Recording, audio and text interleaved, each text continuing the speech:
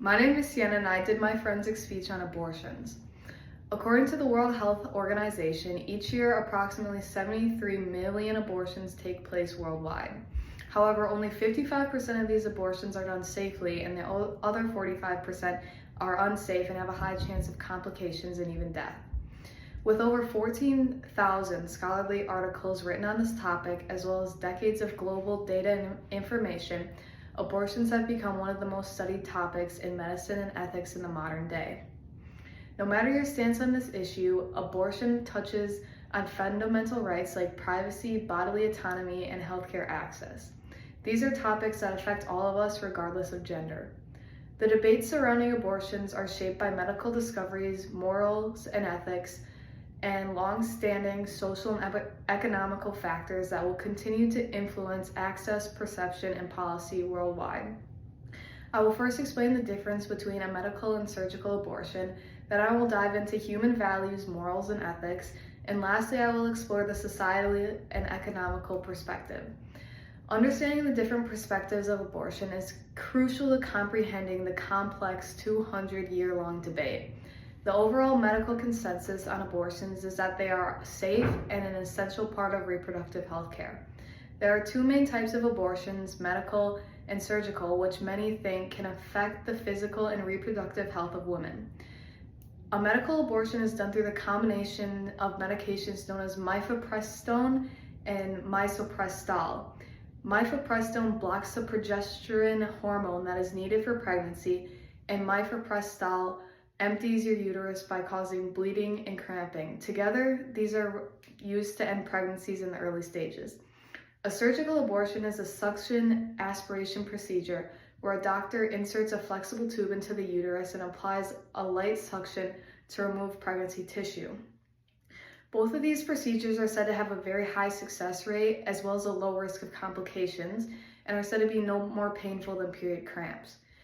When an abortion is performed legally, they are said to be one of the safest procedures. In fact, they are safer than a wisdom teeth removal surgery.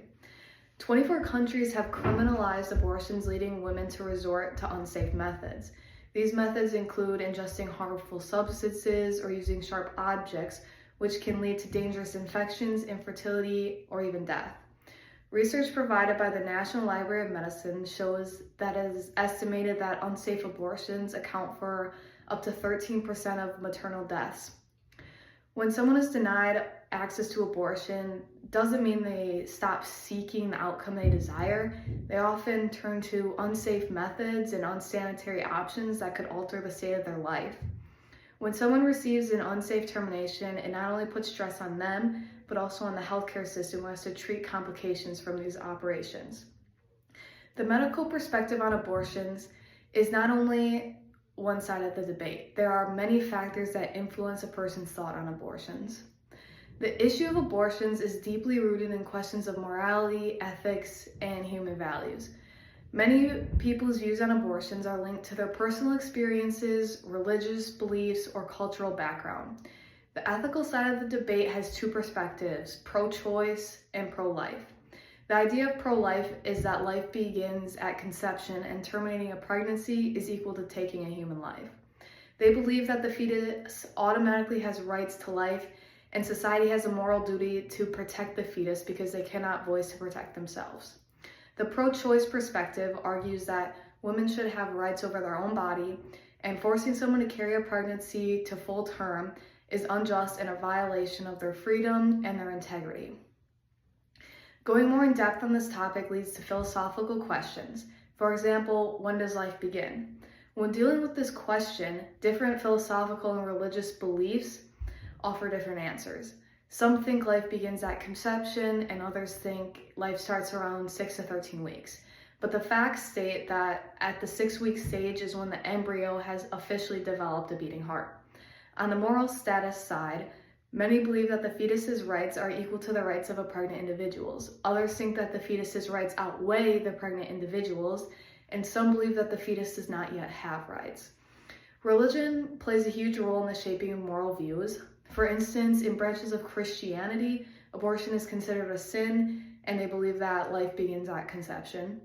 In the Islamic religion, some permit abortion within the first 120 days of pregnancy if the mother's life is at risk. In the Judaism religion, the mother's life and well-being are prioritized, and sometimes the law might even require an abortion if it's endangering the woman's health. Going beyond religion, cultural norms also impact moral perspectives. Some societies have heavily stigmatized abortions, and in others, it's seen as a normal part of reproductive health care.